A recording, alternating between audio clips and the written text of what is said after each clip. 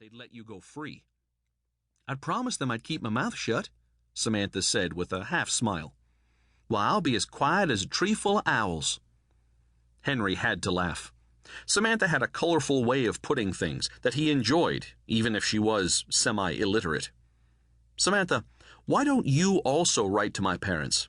I've already told them about how you saved my life in Denver and gave me half of this medicine wagon, along with our mule team, for getting you out of that jail in Cheyenne. I was overly generous, she said, with a mournful shake of her pretty head. I plumb lost my head in gratitude. Then I'll give this wagon and the 4 mules back, if you compose a letter to my parents in Boston. She snorted with disgust. You'd really give 'em back to me if I wrote one lousy letter? No, you have to write a good letter. One at least 2 pages long with no spelling mistakes. It also has to be a well-written and literate letter. You know I can't do that. But you can learn. I could teach you to read and write well in a short time because you're smart. Samantha didn't take the smart bait, and instead tossed her long brown hair. She was tall for a 14-year-old, but so slender she could be mistaken for a boy. Samantha preferred to wear men's clothes, saying that they were practical and cheaper than women's clothes, which she thought were too frilly and looked idiotic.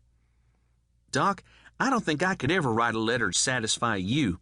And besides, I don't know what I'd say to your parents, seeing as how they're strangers who'd have no understanding of a girl like me, and they probably have enough money to burn a wet mule. They'd just laugh at my poor attempt and not care a whit what I said.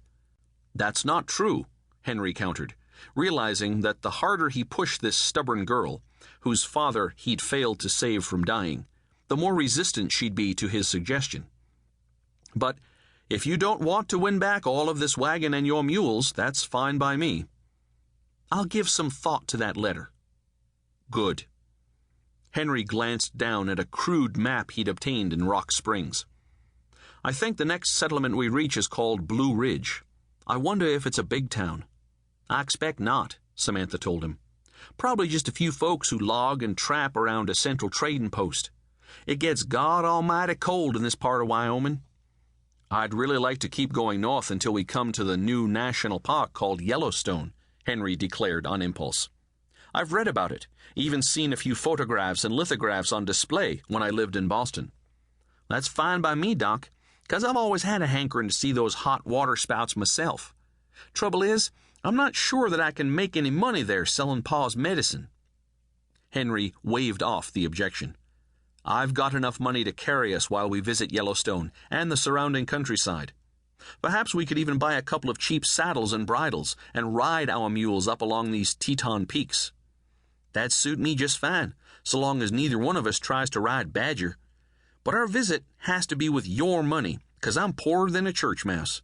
Since we've been together, you've kept us on the move, so I can't settle in any one place and cultivate any sick customers. I'm sorry about that, Henry said. Not really sorry that she hadn't been able to peddle her father's vile snake oil concoction. But you might be able to sell more medicine when we get to Yellowstone National Park than you think. Samantha scoffed at the suggestion. To the grizzly bears or the moose? I expect they're both short of cash. He ignored her sarcasm. Even though Yellowstone has only been in existence since 1872, they're getting well-heeled tourists from all over the world. They come eager to see the huge geysers and bubbling mud pots. I'm sure you've heard of Old Faithful? Of course, Samantha lied, wondering if it were a person or thing. We can't be more than 50 miles from Yellowstone, and it's an opportunity not to be missed, Henry said, with growing excitement. It's said to be one of the most magnificent places in the world, a paradise created by ancient volcanoes and glaciers. Still, I can't imagine anything more beautiful than this Teton Valley. Another good thing, Samantha said, is that we're in country the killers chasing you would never think to look. Henry agreed quietly.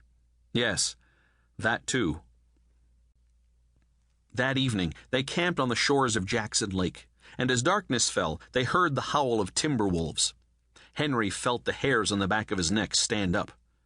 Those sure aren't coyotes. Nope, they're wolves. I've only heard them once or twice before. Most of them have been hunted out by sheep.